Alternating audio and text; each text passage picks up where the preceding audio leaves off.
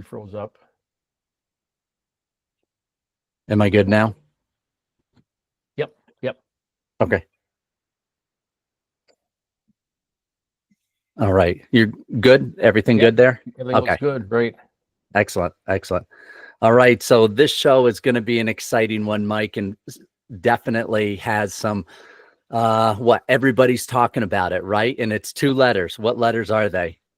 Let me think here. A and I. Yes, they're vowels. Yeah, right, for sure. Yeah. So AI, and what we want to do is kind of dive in for the next 30 minutes and talk about what is AI for your business and how will is it just what I called is it just a toy, or can we actually turn it into a tool? So what say you, Mike? Yeah. I got to say one thing though, this is episode 2, right? Right. And so one of the things my wife said is, one, get a microphone. Yep. Right. Yep. So we're always experimenting. So I got a new microphone. We'll see how that works. Yeah. The other one and is, you sound she good. said, wear a plain shirt. Don't be wearing plaids and don't be wearing, so Right. yeah. So and I'm going, and I like that. I'm going blue also, but I'm just going blue t-shirt, completely Maverick style. And we'll just, keep it unconventional this time because, right. Let's see how it goes. Since we're talking AI, I mean, that's unconventional and that's out there. We're going to bring it in anyways. So exactly. Yeah.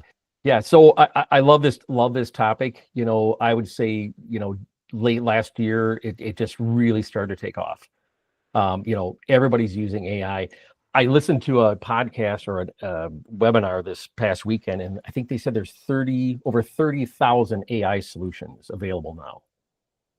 Right. Wow. Across the gamut. 30,000. So we're not going to sit here and tell you today, here's the one you should use. Right. Right. We want to talk about how to use AI in your business. And there isn't a question of, if it is, you certainly should use AI in your business, and what's the best way to do that. Right. Absolutely. Right. Yeah. And one thing I just wrote down as a note here is let's keep in mind, boil it right down to bare, simple, brass tacks. If it's not making money, saving time, or optimizing or accelerating processes, it's a toy and it's a hobby.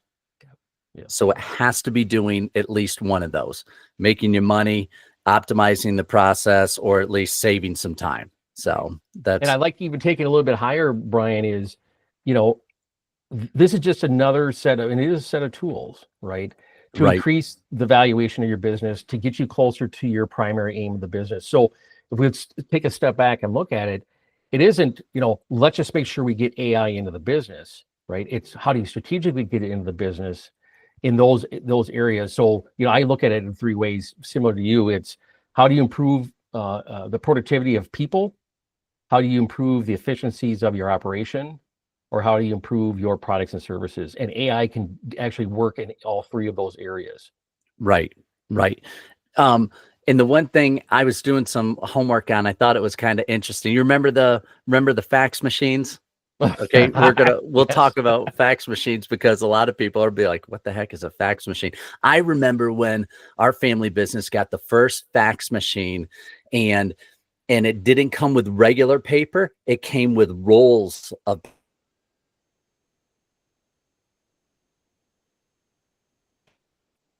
Oh, are you there? Yeah. There we go. Okay.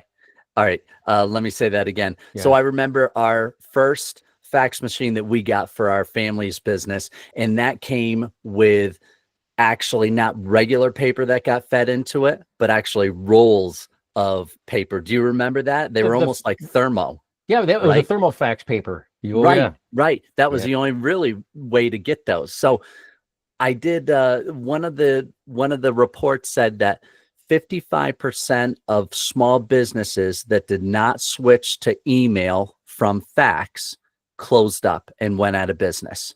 That would make sense. 55%. So I'm not saying that you're going to do that if you don't adopt AI, but the point is we always have to be cognizant of this technology and making sure that we are leveraging it to save time and to make sure we're not falling behind the competition. So I think that's the key there. I think it is. And it's similar to introduction of, the fax machine, then introduction of email, then introduction of the web, right? Right. All those things happen. And yeah, if you try to stay in your garage in the dark and pretend like this wasn't happening, yeah, it will damage your business.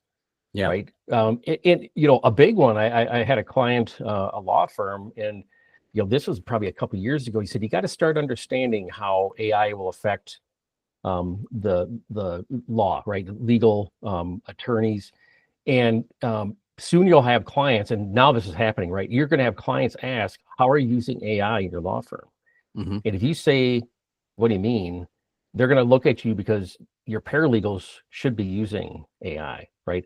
Your assistants should be using AI. And if they're not, then your clients are going to say, why am I paying so much for people to do rote work where you could use AI to enhance that person? And I love that term. It's um, uh, human in the loop. So it's a human that starts developing something, a contract, then uses AI to enhance it, right? Then they review that again, but the human is in there. So you're prompting, you write something, then you prompt to get better information, to maybe synthesize what you're working on.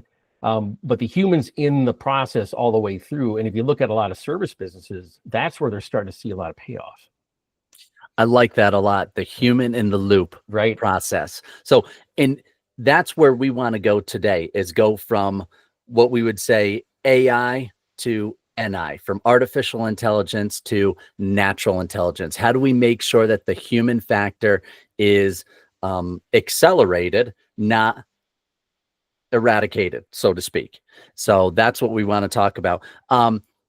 One other quick little thing I looked up was $400 billion is what is going to be spent on AI by big businesses this year alone. $400 billion. Oh, is that all? Yeah, that's insane. Now, obviously, we're not going to, as small business owners and trying to help the other small business owners stay up with the competition and hopefully bypass the competition. We're not going to talk about spending bukus of money on this, but it certainly should be something that maybe you're not going to be able to spend a lot of money on it, but you should invest some time and some effort, manpower. So if you can't do a lot of money on it, at least invest some, effort, personal effort, time, and then some employees to look into this too. And you're going to be able to optimize your workforce. So, Right. yeah, You definitely need to, as a small business, embrace AI. mm-hmm. And what that looks like is using it every day.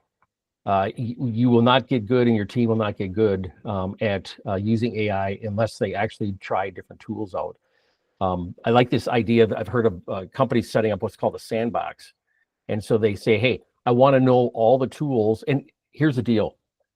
Your team is using AI, whether you know it or not. Right. And whether you've invested as a company or not in it. So Right. one of the ways you use a sandbox is say, hey, bring all your toys in and let's look at all the different kind of tools we're using. One, why don't we pay for it? Right? The company paid for it. And then two, let's authorize you to use those. And here's a big one, Brian, you know this. The free models, especially, be very careful because you are providing content that becomes in the public domain. Yes. So if you're sharing, yes, confidential information about your business in a free, like a Chat GPT or one of the other models similar to that, you have to be very, very careful because that is not a secure way of using AI. right. So you want to be careful about that. So if you set up this sandbox, identify which tools you're going to use, acquire those as a business, share those with your team, and then understand, what kind of security and confidentiality are built within those tools. Then you know that you're in a safe environment. So in your work field, in your environment where you're helping out your clients, what tools specifically do you use in AI? What specifically, give us some names. Which ones do you like to go to? Just so you're like, man, that just works out really nice for me. And I like the way this process works. Give us a couple of those. Yeah. And why? Yeah. So, Perplexity is my go-to almost every day now. I like Perplexity, and I do the paid version. I think it's $200 a year. So it's relatively inexpensive. The nice thing about Perplexity is it has what they call a pro model, which is using, I think, 4 or 5 different reasoning models to support you in using that AI tool in your prompting.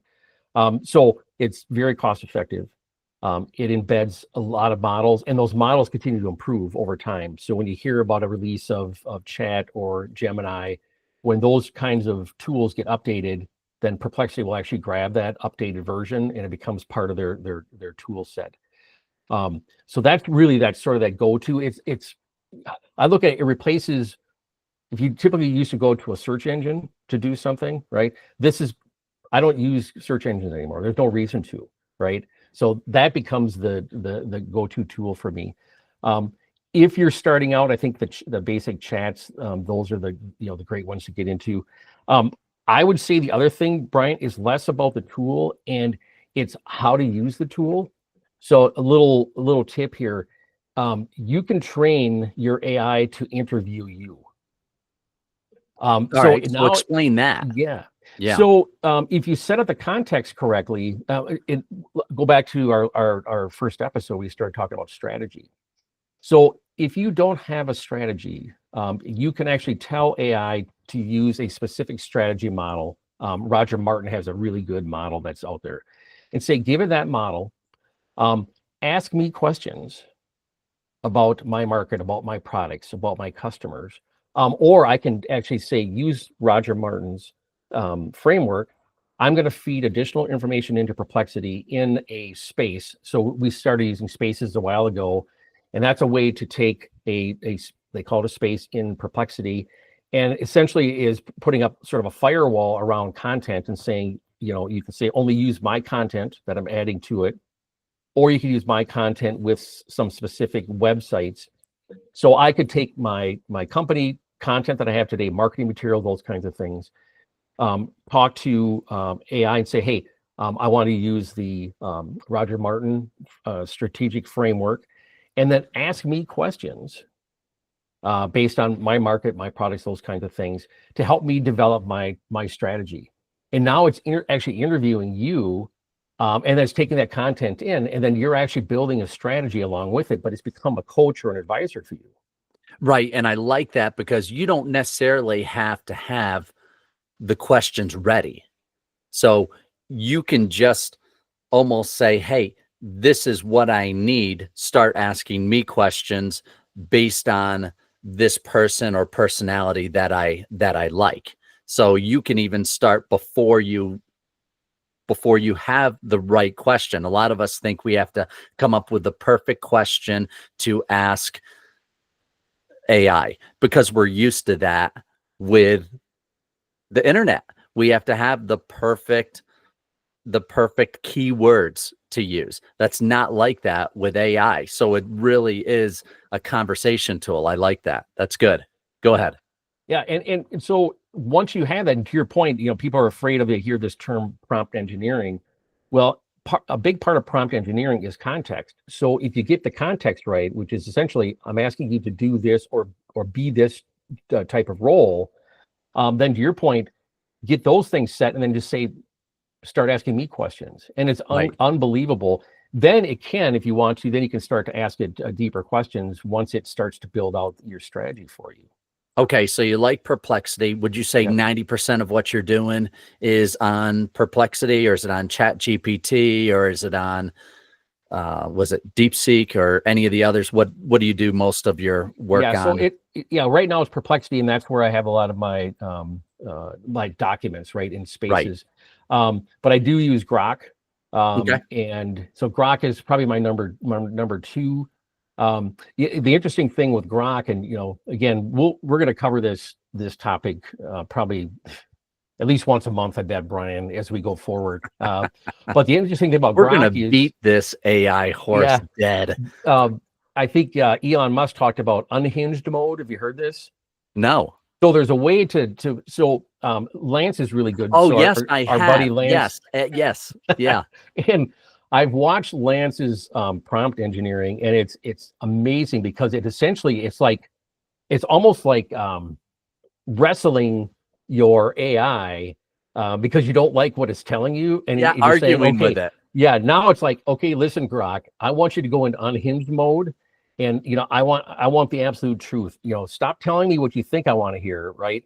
I want the truth. It Oh, wasn't that's from great. A Few Good Men. You That's can't right. handle the truth. That's right.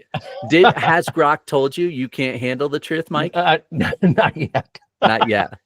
I love it. So I really spent my time, and again, don't listen to us. Right. We're in a very unique niche, you and I, and our clients are using lots of different tools. And again, Right. like I said, there's 30,000 out there. But the tools I've talked about, and then Brian, what you'll talk about, are really entry level tools that could give you a huge leg up. Just getting started and understanding, what is this thing? What is AI, right? What is prompt engineering? How can I get it? And go beyond writing emails. That's the thing that a lot of people start with. Grammarly is a really good tool, right? So Grammarly's been around for some time. Grammarly now has AI embedded in it. So it's a great tool, but that's not where your leverage is going to come from, right? It is really this deeper understanding of how AI can help you. And I'll keep going back to, if you look at your strategy, if you go back to your operating system, if you haven't documented that, and if you haven't made that visible, how the heck are you going to use AI with it? And so you're going to find that in some cases, we're going to keep going back and saying, how do you document what you're doing? And then based on that documentation, now use AI on top of it. Right. Right.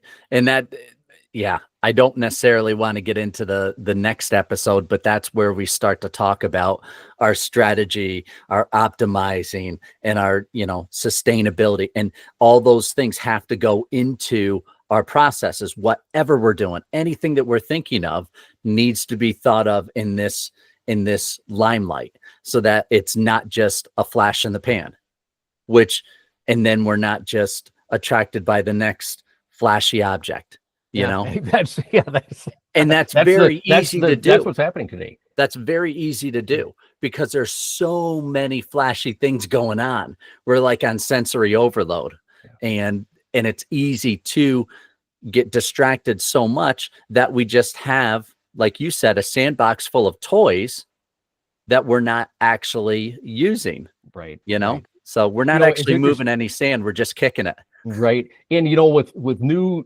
AI coming out every day, I heard a great quote. It's every new AI will have its 15 minutes of fame. And so what's going to happen is you're going to hear about this big blast, DeepSeek. And the interesting about DeepSeek is it's going to get more than 15 minutes of fame, because it came out of nowhere. You and I have talked about this. Andreessen Horowitz, big venture capital firm, every 6 months they do a top 50 AI applications, and then they do a top 50 consumer applications.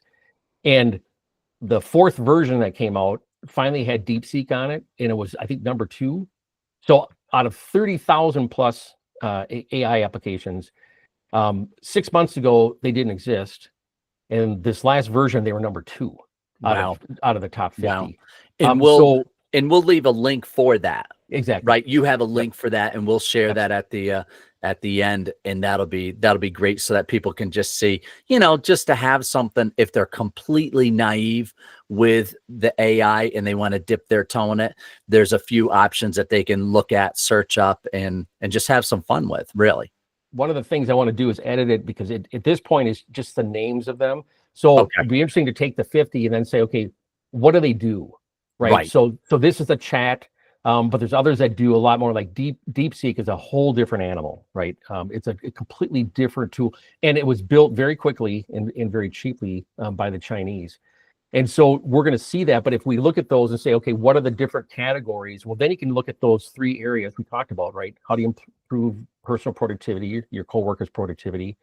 How do you improve workflow efficiencies? And then how do you improve your product and services? Well, we can then take those and say, hey, out of these 50, these are the top guns right now that can support you in those 3 different areas. Right. Yeah, absolutely. Absolutely. So, yeah, mine are a little bit different. Did you have any others that you wanted to share? Nope. Okay. I'm good. Mine are a little bit different, although I use Perplexity. have you turned me onto that. I was on Chat GPT and I got into Perplexity, and I really enjoy that uh, on a multitude of levels. Integrating it with spreadsheets and Word documents, that works out nicely.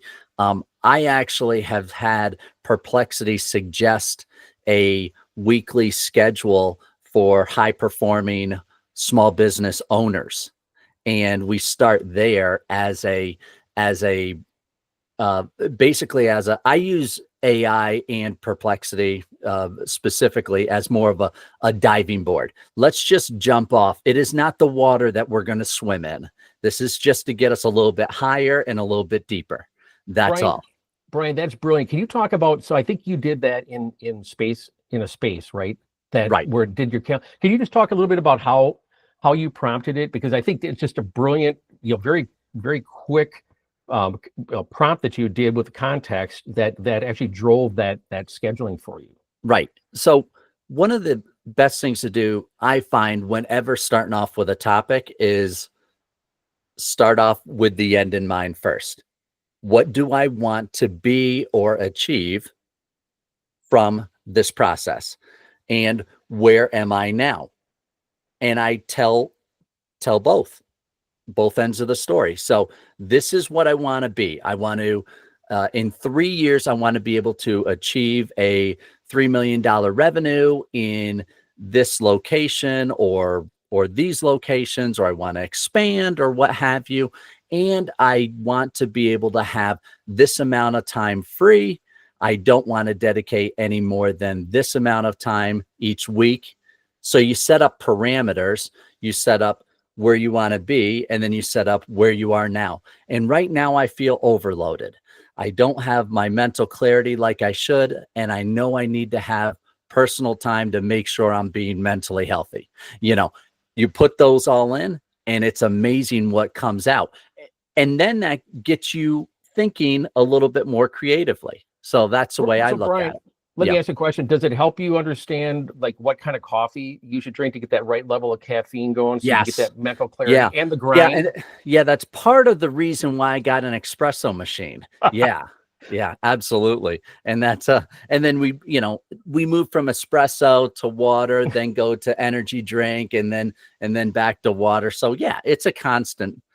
We keep it flowing. Do you like that, your pipeline? I do. I like it. And your explanation you did, you started with your future state, right? Where you want to get to, and then you talked about your current state. Gosh. And we talked about the kind of coffee, the beans, how many grams of beans with water, and then the right grind, the whole thing. So yeah, you're all kind of hate how your whole methodology is rubbing off on me. I feel like I feel like I should have, I got to have one of my masks on, even though we're doing this virtually. You keep the virus away from you? Is that what you're saying? Yeah. No. I think it's a method virus, really. It's. I don't know. Is it a Maverick vaccine then that I have to take? Could be. All right, back to your show. We're beating this to death. Okay, so I think, but stepping back on it, from it, AI needs to. The whole goal of it needs to, in your eyes, it needs to break down walls and create freedom for your business. That's what it comes down to. If it is bogging you down, and it's whether it's mentally or time-wise, or it just becomes another cog in the wheel, so to speak, or in the gear, it is no place in it. So if your business can and is willing to learn and adapt to it and to take it in, then it's worth it. So another one I use, Notebook LM. This is a new one that Google put out. I like it because it tends to be a little more conversational. So that works out nicely in email, social media posts, and things like that for small businesses that want to do more marketing and leverage that, but are just too overwhelmed, because we know small businesses, the first things that get kicked to the wayside, whether they're running short on money or time, it's always marketing. Yeah. Yep. I want to, I mention this. A lot of companies are feeling like, I'm behind the 8 ball already because I've got these big companies are doing such and so. Right. From 2008 to 18, I traveled to China probably 15, I don't know, 15 or more times, Brian. And it was interesting. We would get out in the middle of nowhere. I bought my first iPhone because I was traveling over there, and I could get perfect cell service wherever I went. I'm like, well, what's going on here, right? Well, I found out that for years there was no telephone service in China, and then when cell phones came around, they bypassed the entire infrastructure of landlines, right? So what's interesting is if you look at AI, and AI has been around for a long time in automation. You think about manufacturing, distribution, robotic process automation, all those. If companies didn't invest in those things, well, good for you, because now you can use better tools that are cheaper and easier to adapt to your business. You don't have that legacy investment, because a lot of big companies still have legacy investments in technology that they're still writing off.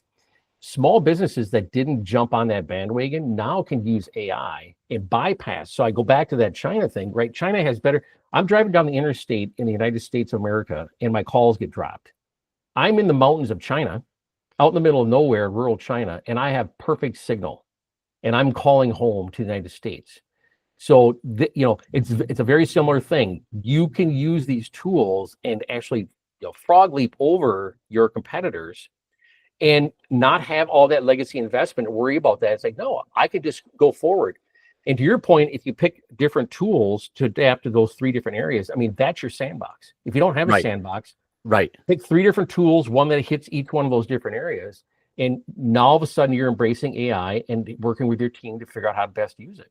And I love how you brought in frog again, because last episode it was all about dissecting frogs and eating frogs, and now at least it's a little more humanitarian, or just a little bit nicer, because now you're saying frog leap, which means the frog's alive now. So thank you, because I'm sure we have a lot of animal rights activists that are listening in, and we certainly want to balance it a little bit and not just appeal to the to the dissecting part.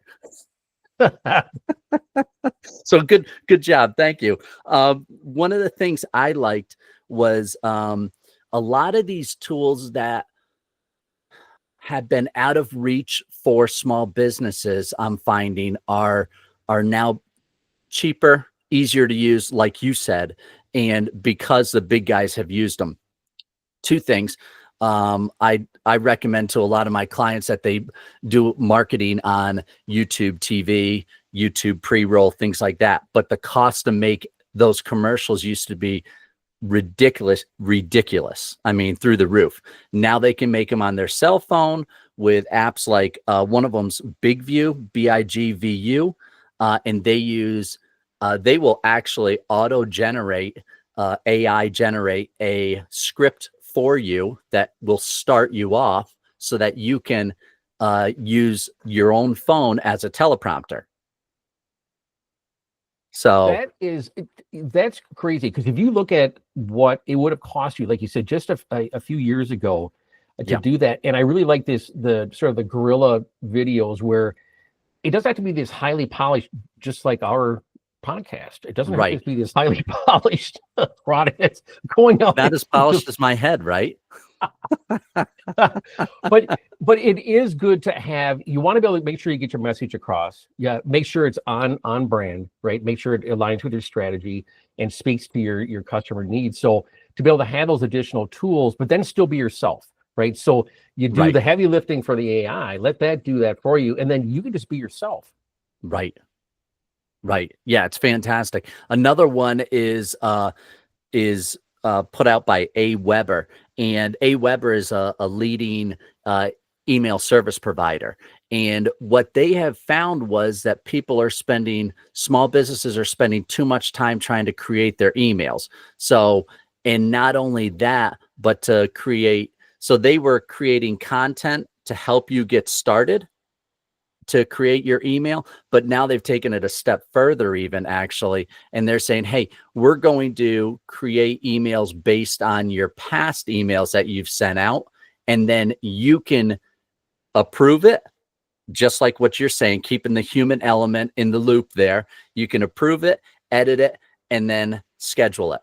which is insane. So it's already set to go, set to schedule. You can either press the click button, or you can edit it and go through with that. So there's some crazy things that are just minimizing the back office time, because no money is made in the office. Right. It is saved, it is optimized, but it's not brought in. So what I like about that too, Brian, is for many, and I'm one of those people that, that's the last thing I want to do is sit and write emails. Although we know they're very good ways of getting your message out. The other piece is that regular cadence. So getting back to cadence for us, we're going to try to do this every week, right, Brian? Right. Once a week, we're going to get together and have these conversations. For sure. But with AWeber, what you're getting is not only the support to do that, but the easier it gets and the better results you get, you're going to find yourself wanting to be on that cadence, whether it's, once a week, whatever that cadence is of getting those out, versus you're just sitting there going, oh my God, I got to write another email. And, I haven't written one now for 3 weeks. Now it's easy. Like I said, push the button, generate the content, have the human take a look at it and say, does that work for me? Yes. Boom. And it's out the door. Right. And it corrects based on your own past emails. So it goes by your specific voice that you like to use, so which is great. Another quick thing that I use AI to start off as a budgeting tool. I've enjoyed using that as a starting point, and kind of either I'll use it as a starting point for creating a budget, or I'll actually take a budget and wash it through it and just say, hey, give me another set of eyes on this, which is great, which I like, because one thing, I would say, in my opinion, one of the number one things that small businesses run into problems with, it's lack of accountability. And the small business owner generally doesn't have anybody that they're accountable to, or that they talk things through to. That accountability word has a wrong, connotation, but in reality, it is talking these ideas out, these processes out, and having them validated. And so this provides an easy process for any of these things to be looked at, and another set of eyes looked at it. I love that, Brian. And it gets back to the term we're going to use a lot, is experimenting, right? So Right. One of the things that's going to happen here is, because you're not going to spend a fortune on this AI as you start out, you're going to find that you're going to get better tools, and you're going to drop a subscription and do something different. But the strategy around it is what are you trying to do to help drive you towards that primary aim of your business, increase the value of your business, whatever those things are.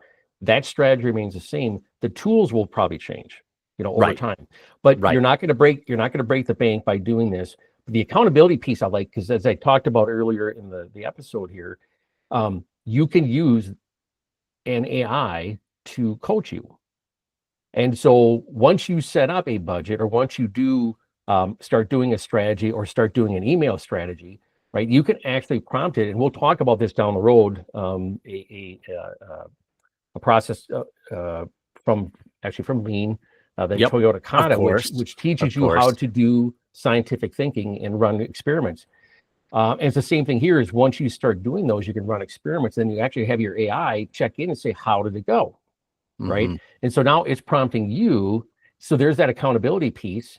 Now, if you don't want a boss, do not program your AI to ask you questions. Exactly. Yeah. Make your wife do it, right? Right. Exactly.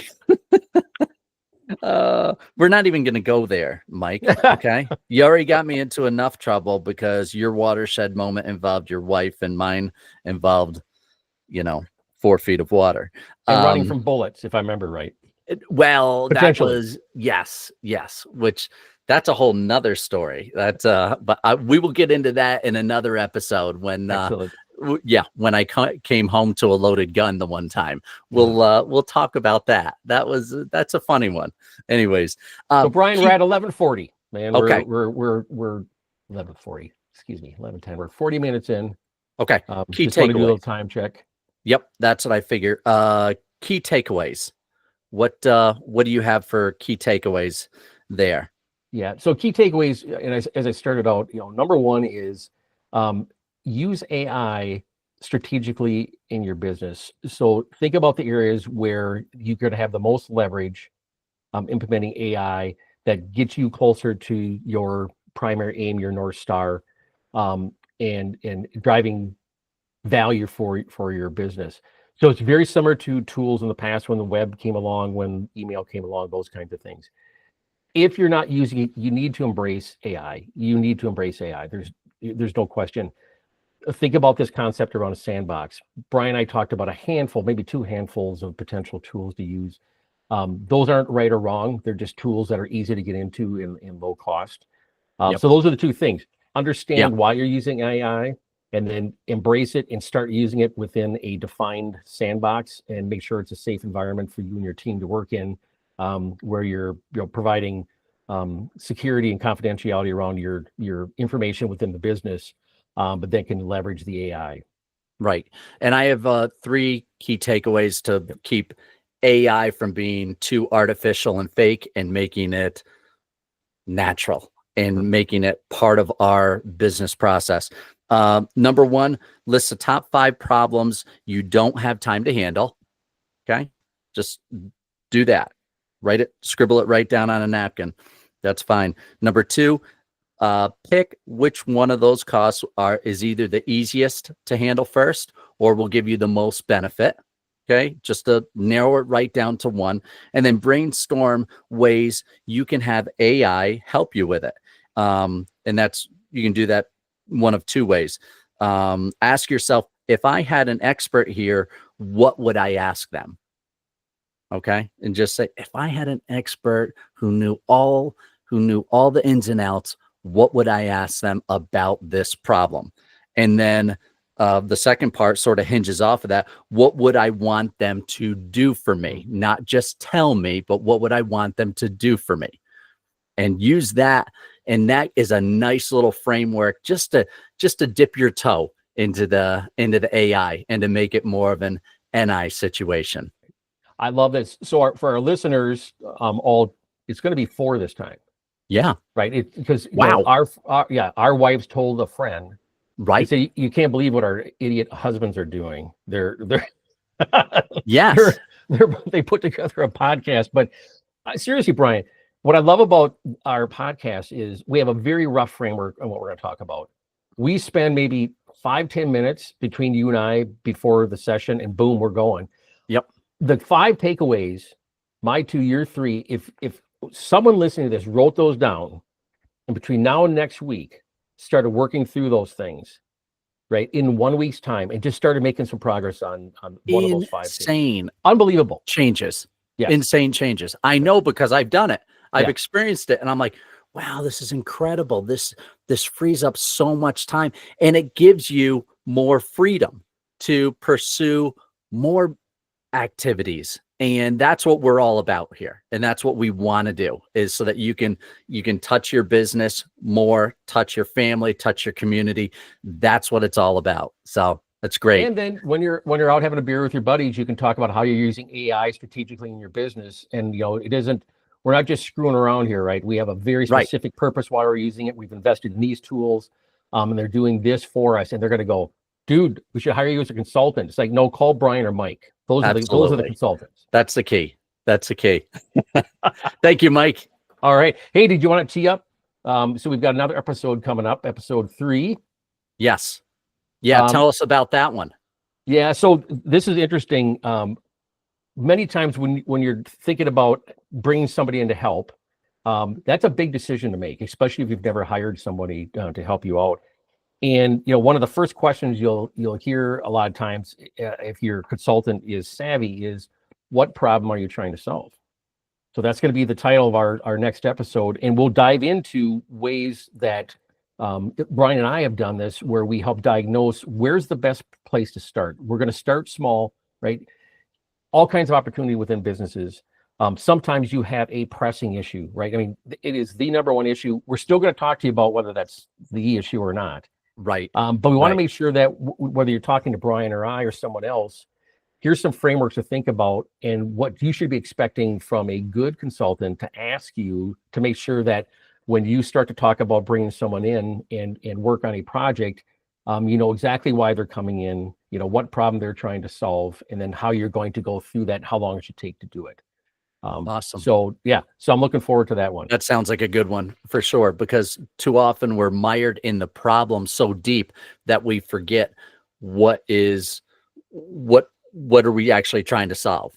And this next episode is going to be fantastic for that, to really dive in and diagnose it so that we can start off with a good process and a good get to an end solution that works. So awesome. Look forward to that. I just want to say, you said there's a process potentially, like there's a method to potentially the madness? No, not necessarily, but we'll see. You know, maybe that'll be the cliffhanger. All right, Brian, have a great weekend. Thank you, Mike. You betcha. Take care. Yes, you too.